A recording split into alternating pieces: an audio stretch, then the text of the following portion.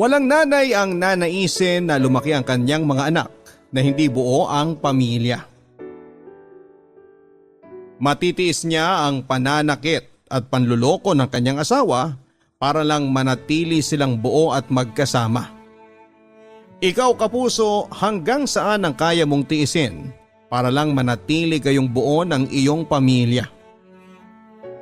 Dear Papa Dudut, kung ang haligi ng tahanan ay handang maging matatag at magbanat ng buto, may bigay lamang ang pangangailangan ng pamilya.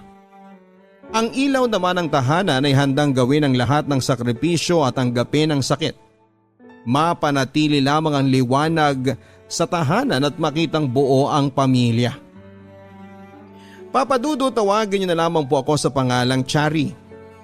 Isa akong online seller, 32 years old at may 2 anak. Dito ako nakatira sa mga magulang ko sa Camarines Sur. Pareho na silang matanda at pareho ring mahilig makinig ng radyo. Alam ko na medyo tipikal ng nangyayari ang kwentong ibabahagi ko sa inyo ngayon. Pero kagaya ng ating mga kabarangay na nagpapadala ng sulat sa inyo ay gusto ko rin pong maging inspirasyon itong kwento ko at makapag-iwan ng aral sa mga nakikinig ngayon.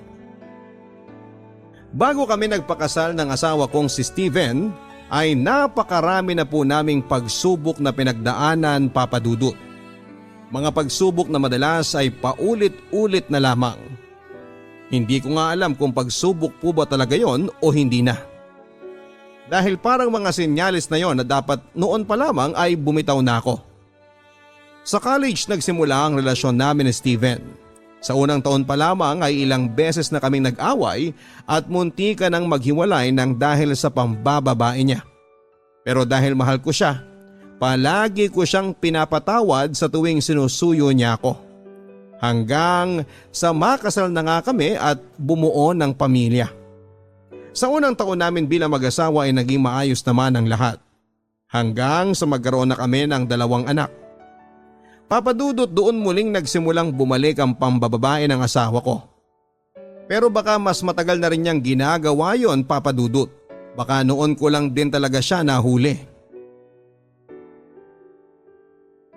Papa Dudut, matagal ko nang pinaghihinalaan na may kakaiba sa katrabahong babae ng asawa ko. May iba kasing katrabaho si Steven na nasa friend list ko sa Facebook at may nakikita akong mga uploaded pictures nila sa opisina o kapag kumakain sila sa labas ng magkakasama. Napansin ko kaagad na palaging katabi ni Steven ang kaopisina niyang babae na kabit niya. Hanggang sa nahuli ko na nga na totoo ang lahat ng hinala ko nang makita ko yon sa Facebook account niya. Hindi ko ugaling mag-check o makialam ng mga personal na gamit ng asawa ko, Papa Dudut. Pero nang araw na yon ay nagkataon lang na nahuli ko siya dahil ginamit ko ang laptop namin para sa isang project ng anak ko. Nakalagin ang Facebook account niya doon at kitang-kita ko ang pagchat-chat nila sa isa't isa ng babae niya. Nabasa ko noon na sabay daw silang magla-lunch sa isang malapit na kainan sa opisina nila. Hindi ako nagdalawang isip na sumunod sa lugar na yon, Papa Dudut. At nakita ko nga silang dalawa na magkasama at masayang sabay na kumakain doon. Nagawa kong sampalin ang babae ni Steven. Gusto ko pa sana siyang sabunutan pero nahila na ako ni Steven palayo sa babae niya. Sinakay na niya ako ng taxi at umuwi na kami sa bahay.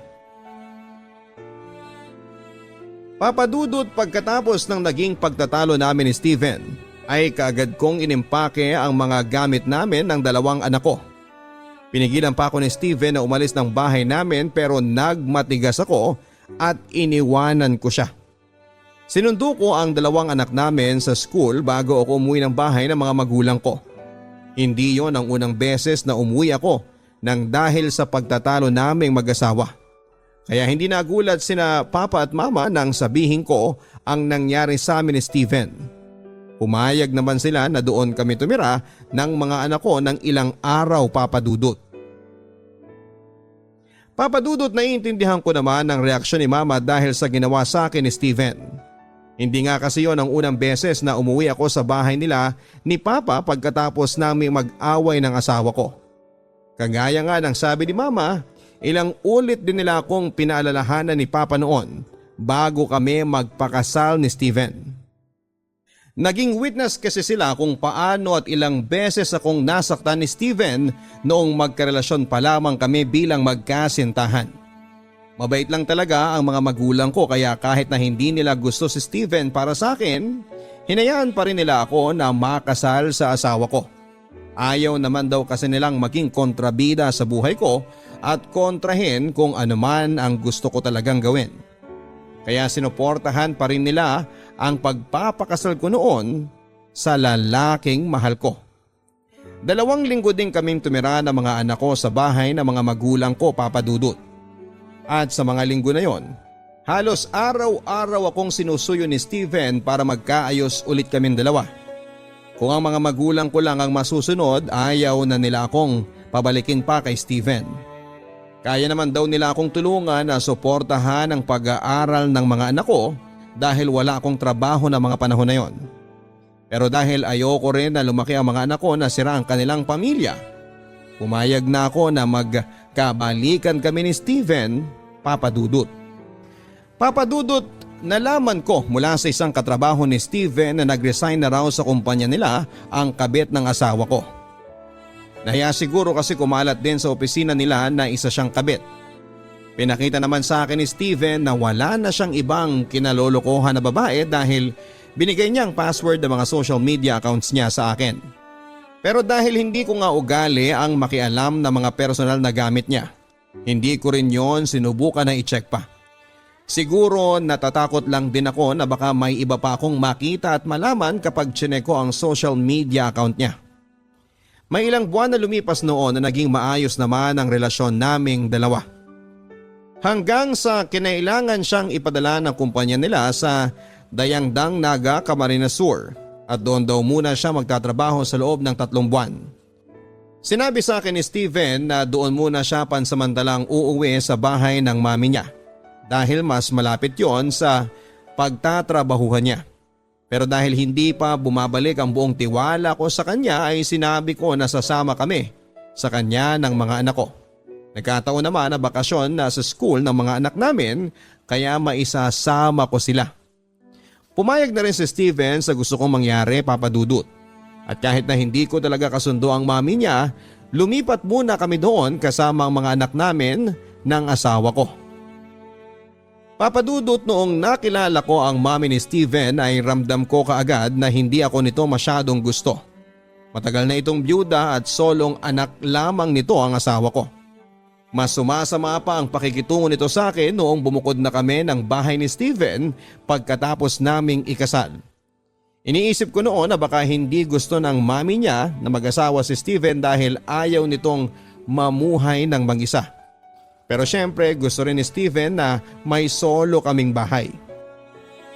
Kaya kahit nagtatampo ang mami niya noon, itinuloy pa rin niya ang plano na kumuha ng bahay na para sa amin. Mabait naman si mami sa mga anak ko, Papa Dudut. Mula nga nang tumira kami sa kanila ni Steven dahil mas malapit yon sa trabaho niya, palaging ini-spoil ng mami ang anak ko. Binibigyan niya ito ng mga laruan at mga pagkain na gusto ng mga bata.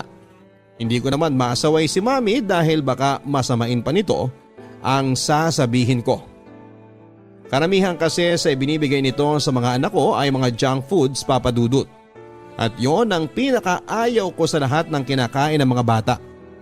Kaya kay Steven ko na lang pinapasabi ang gusto kong iparating sa mami niya.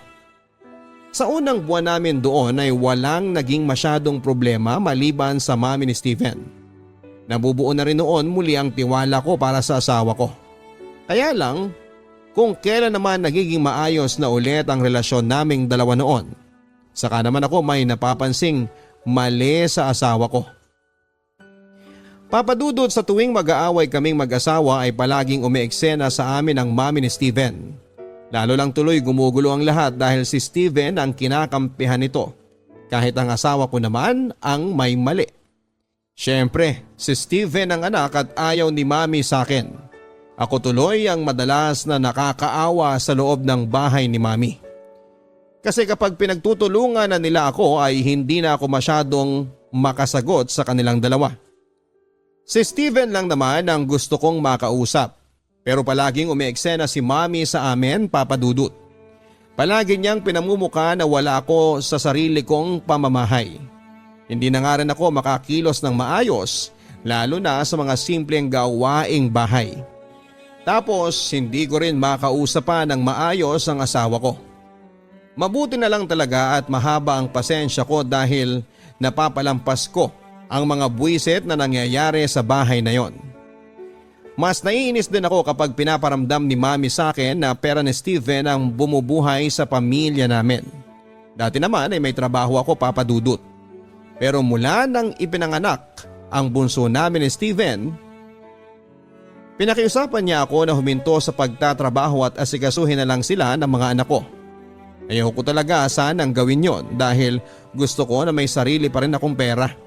Pero dahil naging mapilit ang asawa ko sa pakiusap niya, sumunod na lang ako sa gusto niyang mangyari. Pero hindi ko inaasahan na ang pagiging housewife ko pa pala ang magiging dahilan para maliitin ako ng mami ng asawa ko, Papa Dudut. Papa Dudut, mas lumala na nga po ang away namin mag-asawa sa paglipas pa ng mga araw. Halos araw-araw na kasing umuuwi ng madaling araw sa bahay si Steven. Hanggang sa nahuli ko na naman siyang may ibang babae na kinalolokohan. Hapon yon nang maisipan kong puntahan si Steven malapit sa pinagtatrabahuhan niya. Sinama ko pa ang dalawang anak ko para makapamasyal na rin kami at maiwasan ang stress na ibinibigay ni Mami sa akin sa bahay. Nabanggit ni Steven ang address noon ng kanilang opisina. Kaya nagstay kami ng mga bata sa malapit na kainan doon. Ang hindi ko inaasahan, ang panganay ko pang anak na 11 years old ang makakakita kay Steven na may kaakbay na isang babae habang naglalakad. Hindi ko sila sinugod, Papa Dudut, at sobrang pinigilan ko ang sarili ko na gumawa ng gulo dahil na rin kasama ko ang mga anak ko ng oras na yon. Pero malakas kong sinigaw ang pangalan ng babaero kong asawa para makuha ang atensyon nila ng babae niya. At nang lumingon sila sa amin at makita ako ni Steven, kagad na ako naglakad palayo at sumakay na kami ng tricycle ng mga anak ko. Umuwi kami sa bahay ng mga anak ko, Papa Dudut. Mabilis kong inimpake ang mga gamit namin habang si Mami ay paulit-ulit na nagtatanong kung bakit daw ba kami aalis.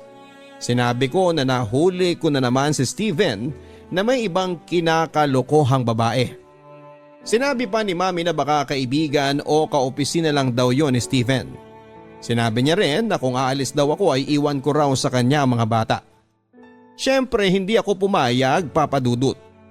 At tumuloy na kaming umalis ng mga anak ko at dumiretso kami sa bahay ng mga magulang ko.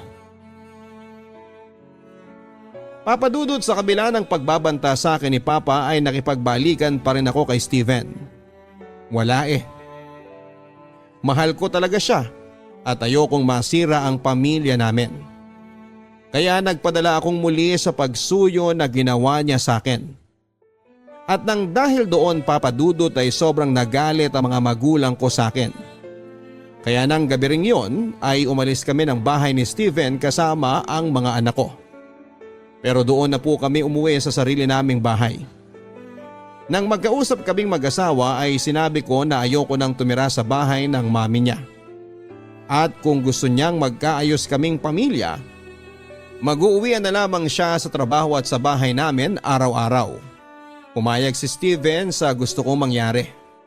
Naniwala na rin ako sa sinabi niya na hiniwalayan na niya ang babae niya na nagtatrabaho malapit sa building nila.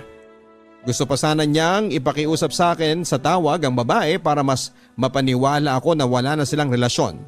Pero ako na ang umayaw dahil baka mamura ko lang ang haliparot na yon kapag nakausap ko siya. Mas maaga na rin umaalis ng bahay si Steven at medyo late nang nakakauwi dahil mas matagal ang biyahe niya. Kagaya ng usapan namin ay nagte-text siya sa akin kada 2 oras kapag hindi kami magkasama. Sinasabi niya kung nasaan siya, ano ang ginagawa niya o kung sino ang kasama niya. Madalas din ay sinasabihan ko siya ng magpadala ng litrato sa akin para mapatunayan na wala siyang kasama na ibang babae. Papadudot, alam ko na minsan ay sumosobra na talaga ang paghihigpit ko sa asawa ko. Pero hindi niyo naman po siguro masisisi ako, lalo na at ilang beses ko na siyang nahuli na niloloko ako. At halos gabi-gabi ko talagang ipinagdarasal noon na sana hindi ko na siya ulit mahuli pa. Sana hindi na ulit ako lokohin ng asawa ko, Papadudot. Papadudot, yun po ang unang pagkakataon na nasaktan ako ng pisikal ni Steven. Pero para sa akin ay sapat na yon na dahilan para tuluyang ko nang isuko ang lahat sa aming dalawa. Actually, alam ko naman na dapat ay matagal ko nang isinuko ang relasyon naming dalawa dahil ako na lang ang nag-i-effort na maayos ang lahat. Sapat ng dahilan, yung paulit-ulit na pananakit niya sa akin emotionally and mentally para sumuko na ako. At ayoko nang hintayin na pati ako ay mawala na ng respeto para sa sarili ko. Kagaya ng paulit-ulit kong ginagawa sa tuwing mahuhuli ko ang mister ko na may ibang babae, Papadudot, inimpake ko na ang mga importanteng gamit namin ng mga anak ko. Hindi na nga ako masyadong nahirapan na gawin yon dahil alam ko na kung ano ang mga dapat dalhin at iwanan na gamit. Medyo malalim na rin ang gabi noon kaya naman tinawagan ko ang isang pinsan ko at nagpasundo ako sa bahay namin. Si Steve naman ay nakasunod sa bawat galaw ko sa loob ng bahay. Ilang beses niya akong pinakiusapan noon na itigil ang ginagawa kong pag-iimpake. Umiiyak siyang nagsorry sa akin at nagmamakaawa na huwag na kaming umalis ng mga bata. Pero nang dumating na ang pinsan ko, ginising ko na ang mga anak namin. At umiiyak akong iniwanan si Steven at ang bahay namin. Umuwi ako kina Papa at Mama, Papadudot, kahit alam ko na may sama pa rin sila ng loob sa akin. Sa kanila pa rin ako bumalik dahil sigurado ako na hindi naman nila ako kayang tiisin. Pinatuloy kaagad kami ni Mama sa loob ng bahay nila pero si Papa ay hindi ako kinikibo noon. Pinagpahinga ko noon ang mga bata sa kwarto, nasa kusina si Papa at nagkakape habang ako ay umiiyak na nagkukwento kay Mama kung ano ang nangyari. Nagparinig pa si Papa at sinabi niya na alam daw niya na kapag sumunod na si Steven sa bahay ay sasama na naman daw ulit ako dito pa uwi. May ilang masasakit na salita na rin na binitawan si Papa pero lahat yon ay tinanggap ko.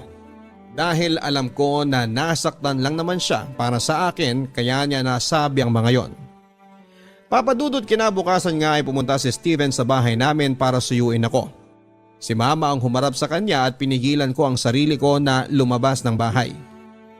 Pero nang marinig ko na nagwawala na siya sa labas, sumisigaw, umiiyak at nagmamakaawa na tinatawag ang pangalan ko, ay hindi na ako nakatiis pa. Lumabas ako ng bahay at naabutan ko na pilit siyang pinapaalis ni Papa. Pinigilan ko na si Papa sa ginawa niyang pagtataboy kay Steven. Pero hindi na kagaya ng dati ang ginawa ko. Hindi ko na muli pang nilapitan si Steven para yakapin at patawarin. Sinabi ko sa kanya na umalis na siya ng bahay namin kung ayaw niyang mas lalo pa siyang masaktan ni Papa. Lumuhod siya sa harapan ko, Papadudot, at niyakap ang mga binti ko habang umiiyak na humihingi ng tawad para daw sa mga naging kasalanan niya sa akin. Pero hindi na ako nagpadala pang muli sa kanya. Hindi na ako nagpadala sa pagsuyong ginawa niya sa akin. Ako na mismo ang nagpaalis sa kanya sa bahay namin. Umiiyak na rin ako noon nang sabihin ko sa kanya na ayoko na siyang makita at makasama pa bilang asawa. Ilang beses pang gumawa ng paraan si Steven para suyuin akong bumalik sa kanya, Papadudot. Ilang beses ko ring pinigilan ang sarili ko na huwag ulit siyang patawarin. Kinumbinsi ko ang sarili ko na kaya kong mabuhay nang hindi siya kasama. Basta't nasa tabi ko lamang ang mga anak ko at mga magulang ko. Nagawa ko naman yon sa loob ng mahigit 2 taon na rin. Single parent na ako ngayon at huminto na rin si Steven sa pagsuyo sa akin. Nagpapadala na lamang siya ng maliit na pera para sa mga anak namin. Ang balita ko nga rin ay may iba na siyang babae na kinakasama ngayon. Kung kaopisina man niya yon o hindi ay wala na akong pakialam pa. Ang focus ko ngayon ay mapabuti ang buhay namin ng mga anak ko at nina Papa at Mama. Kahit na hindi na namin kasama ang lalaking sobra kong minahal noon. Ganon pala yon, Papa Dudut. Mas magagawa mong mahalin ang sarili mo kapag itinigil mo ng gawing mundo ang taong mahal mo. Dahil ngayon, alam ko na kung paano mas pahalagahan ang sarili ko kesa sa ibang tao. Chari. Lahat tayo ay marunong mapagod lalo na pagdating sa pagmamahal. At sana huwag nating hintayin na maubos ang pagmamahal at mapuno ng pagod ang puso ng taong mahal natin. Dahil kapag nangyari yon ay hindi na nila tayo magagawa pang balikan. Alam ko na isang mahirap na desisyon ang ginawa ng ating letter sender na si Chari. Wala naman kasi siguro sa atin ang gustong lumaki ang anak natin na hindi buo ang kanilang pamilya. Pero sa buhay pamilya kasi mga kapuso, may mga bagay tayo na dapat isakripisyo para sa ikakatahimik ng lahat. Umahanga ako sa iyo, Chari, hindi lang dahil sa nagawa mo ng hiwalayan ang asawa mo, kung hindi dahil natutunan mo nang mas pahalagahan ang sarili mo sa wakas. Nabanggit mo sa sulat mo na college pa lamang ay sadyang babaero na ang asawa mo. Pero nagawa mo siyang ilang beses na patawarin hanggang sa makasal na kayong dalawa. Siguro nga ay hindi lahat ng tao ay marunong magbago at makontento. Meron talagang tao na paulit-ulit na manluloko at mananakit sa kapwa niya. Kaya dapat ay marunong din tayong kumilatis at tumimbang kung hanggang kailan ba tayo dapat na magpatawad. Kung kailan ba dapat tayo bumitaw na dahil nakakalimutan na nating mahalin ang ating mga sarili. Salamat sa iyo, Chari, sa pagbabahagi mo ng kwento ng buhay mo. Bago po tayo magsimula, may pakiusap po sa inyo si Papa Dudut na suportahan ang aking YouTube channel sa pamamagitan ng pagla-like, pag-share, pagpo-post ng mga comments at syempre ang pagsusubscribe. Manood din ang aking mga personal video vlogs. Ngayong araw na ito sa Papa Dudut Stories exclusive on YouTube. Dear Papa Dudut, isang magandang araw sa inyo at sa mga katulad kong avid listener ng inyong programa. Palagian po kaming nakikinig ni na Mama at ng mga kapatid ko sa inyong programa. At kung sakaling mababasa po ninyo ang storya ko ay tiyak na mapapakinggan din nila. Alam kong pagkatapos kong ibahagi itong kwento kong ito ay madami ang magagalit sa akin. Pero sana ay maunawaan ninyo at mabigyan nyo din sana po ako ng payo. Ang storyang ibabahagi ko ay tungkol sa paglolo ko ng nobyo. Tawagin nyo na lamang po ako sa pangalang Tammy. Nagtatrabaho bilang isang office staff. Breadwinner sa pamilya since wala na ang papa ko. Naalala ko pa noon na nagtitinda pa kami para lamang may pangkain sa pang-araw-araw. At kahit papaano ay may pambaon sa eskwelahan. Papa Dudut, meron akong boyfriend na itago na lang natin sa pangalang Jordan. 5 taon na kami ngayon at sa 5 taon ng aming relasyon ay madami talagang pagsubok na nangyari. Nakilala ko si Jordan noong kami ay nasa kolehiyo dahil nagiging kaklase ko siya sa isang subject. Niligawan niya ako at sa 2 linggo niyang panliligaw ay sinagot ko siya. Masaya ang una at 2 taon namin bilang magkasintahan. Oo, hindi maiiwasan ang pag-aaway which is parte naman talaga ng relasyon na para kaming aso at pusa. Pero sa huli ay nagkakaayos din naman kami. Naaalala ko pa noon na pagkatapos ko siyang sagutin ay gusto niya agad akong ipakilala sa pamilya niya. Mapatunayan niya lang na seryoso siya sa akin. Ako naman ito dahil first mangyayaring ipakilala ako ay sobra akong kinabahan. At talagang tumanggi muna ako sa offer ni Jordan. Anniversary ng tito at tita ko ngayon. Sama ka sa akin para mapakilala na rin kita kina mami at daddy. Ha? Seryoso ba? Pero hindi pa ako ready, kinakabahan ako at saka tingnan mo nakapang PE uniform pa ako at pawis na pawis na ako. Mahal, mukhang gusgusin ako ngayon nakakahiya sa ibang araw na lang. Ano ka ba, okay lang yan at saka ayaw din ni mami ng maarte no? Kaya huwag ka nang mag-inarte. Magiging close ka nun, sigurado ako. Papa Dudut, may mga naging boyfriend ako noon pero hindi tumatagal ng taon. Ewan ko din kung bakit. Si Jordan yung parang first ko sa lahat. First time na ipinakilala sa parents, first time gala kasama ang family niya, first travel ng kami lamang at syempre siya din yung nakauna sa akin. Naalala ko pa noon na sinundo niya ako sa bahay para sumama sa kanila sa probinsya nila sa kagustuhan din ng parents niya na kasama ako. Masasabi kong sa close ko lahat ng kamag-anak niya. Bukod sa marunong akong makisama ay sobrang bait ng buong angka nila. Ang sabi ni Mami, sunduin kita para makagala ka naman, hindi yung puro pagtitinda lang ang inaatupag mo. Huwag ka mag-alala, ipapaalam kita sa mama mo. Ha? Baka mapagalitan ako ni mama. Alam mo naman yon, parang hindi mo kilala. Halos binugbog nga ako nung malaman niyang may boyfriend. May boyfriend na ako. Ayaw pa kasi talaga nun na magka-boyfriend ako at baka daw maaga ako mag-asawa. Tapos, isasama mo pa ako sa probinsya ninyo? Hindi akong bahala at saka 2 araw lang naman tayong mawawala Iuwi din kita. Sige na nga. Mapagalitan ako, mapagalitan. Papadudot, kadamay ko si Jordan sa lahat ng bagay. Sinusuportahan niya ako at pag kailangan kong maglabas ng hinaing sa buhay ko, ay siya ang nagiging shoulder to cry on ko. Handa siyang makinig palagi sa akin. Naalala ko pa noong panahon ng OJT ko habang nag-aaral, ay sadyang kulang yung baon ko. 60 pesos kasi yon para sa maghapon kaya hinahatiran niya ako ng tanghalian pag nasa OJT na ako. Hanggang sa graduate na ako ay nasa tabi ko siya. Kasama siya sa graduation ko. Hindi kami sabay gagraduate since nauna ako ng 1 taon sa kanya. Naging kaklase ko lang siya noon para makumpleto ko ang mga subjects ko since transferi ako. After ng graduation ko ay naghanap na ako ng trabaho. Dahil baon na kami sa utang at sobrang hirap ng buhay.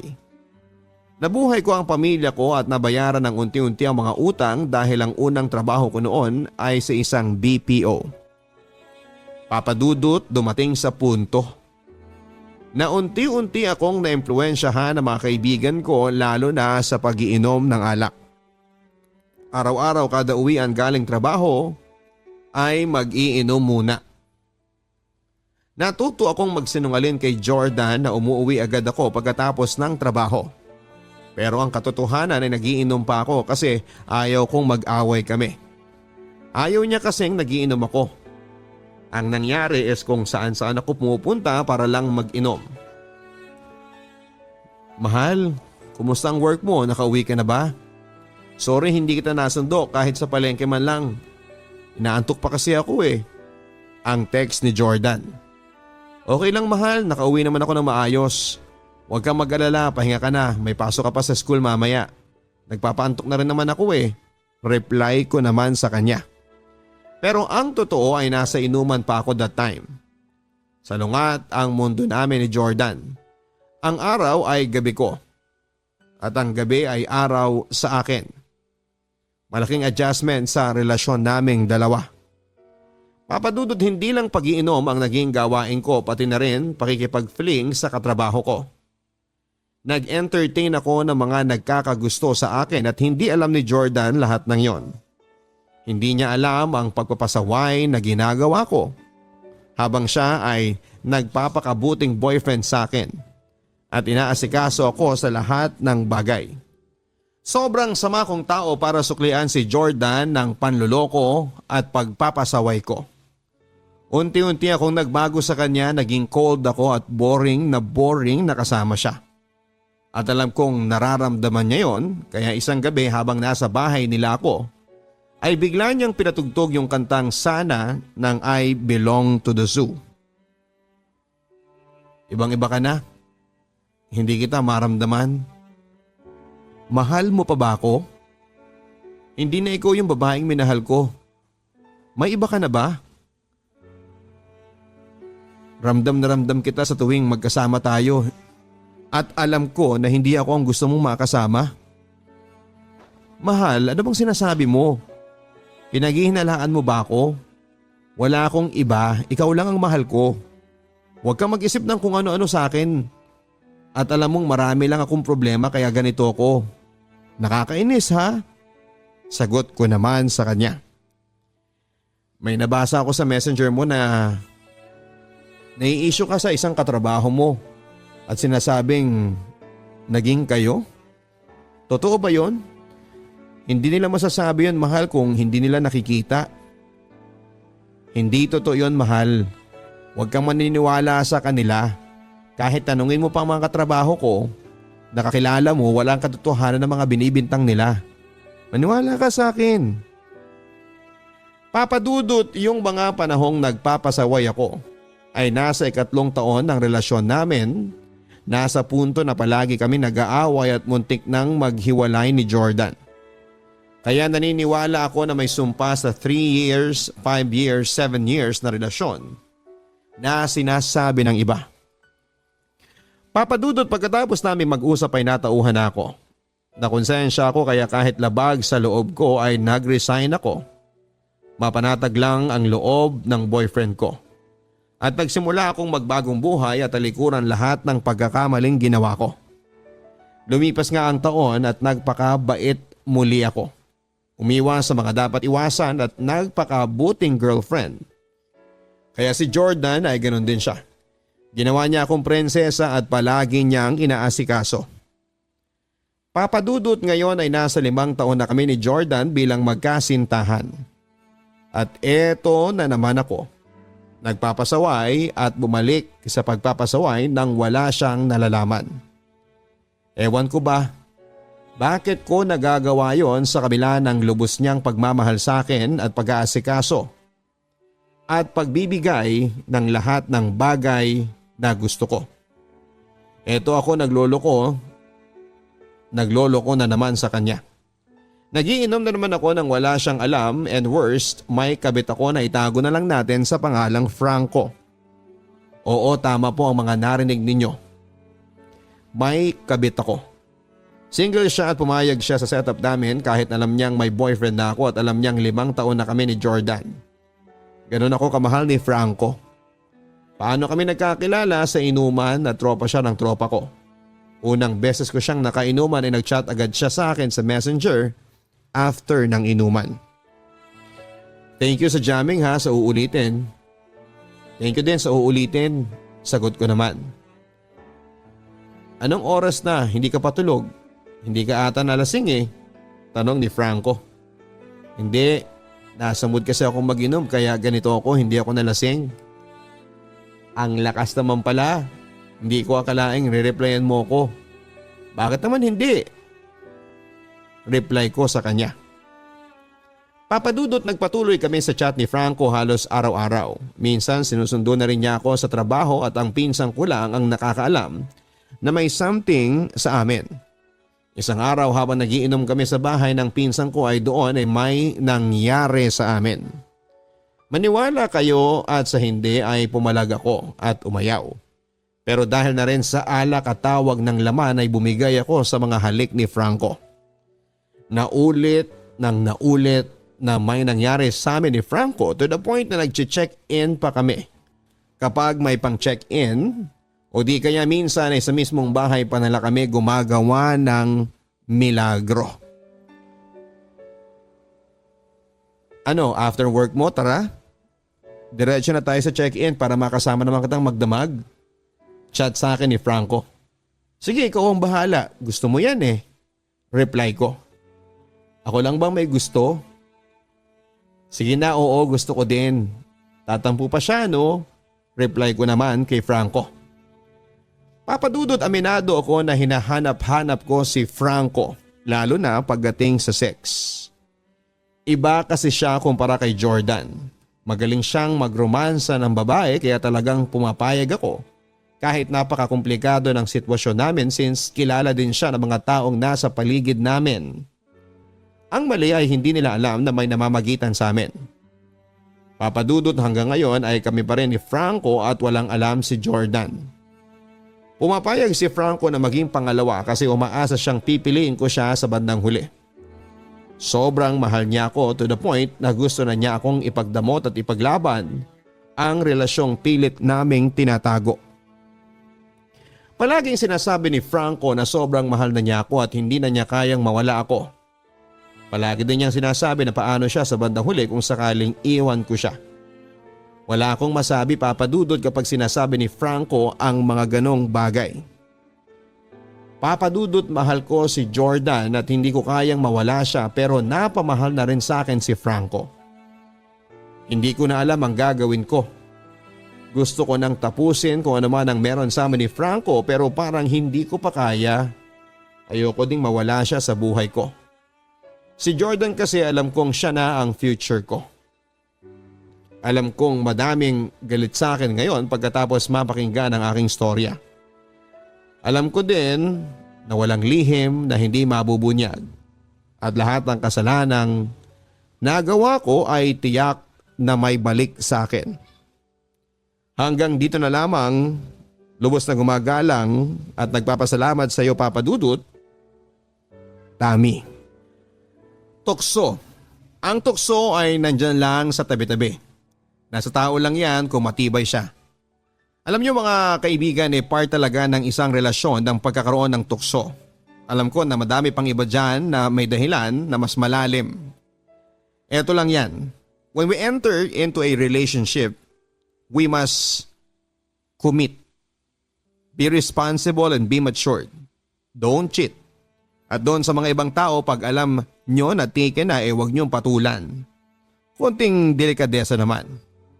Pero mga kaibigan, bakit nga ba naghahanap ng ibang boyfriend o GF kahit nasa relationship na sila at may commitment na?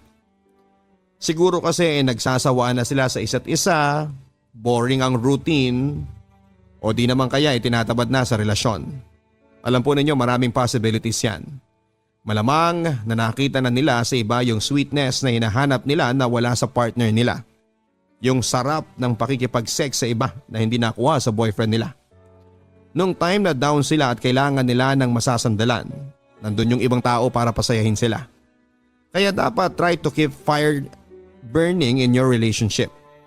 Dapat kahit na anong mangyari, hindi pa rin mawawala sa inyo yung mga surprise moments para may kilig factor pa rin kayo. And always remember na kapag satisfied sa relasyon ng partner mo, hindi na yan maghahanap pa ng iba para punan yung pagkukulang mo. Ang advice ko sa ating sender na si Tabi, hanapin mo yung mga bagay na nagpakilig sa inyong dalawa ni Jordan before. Tulad ng sinasabi mo, si Jordan ang nakikita mo sa future mo. Baka naman si Franco ang nagbibigay lang sa iyo ng leisure time sa ngayon. Iba yung lalaking magiging karelasyon for the rest of your life, ha? Iba din yung lalaking panandalian lang. Try to analyze the situation.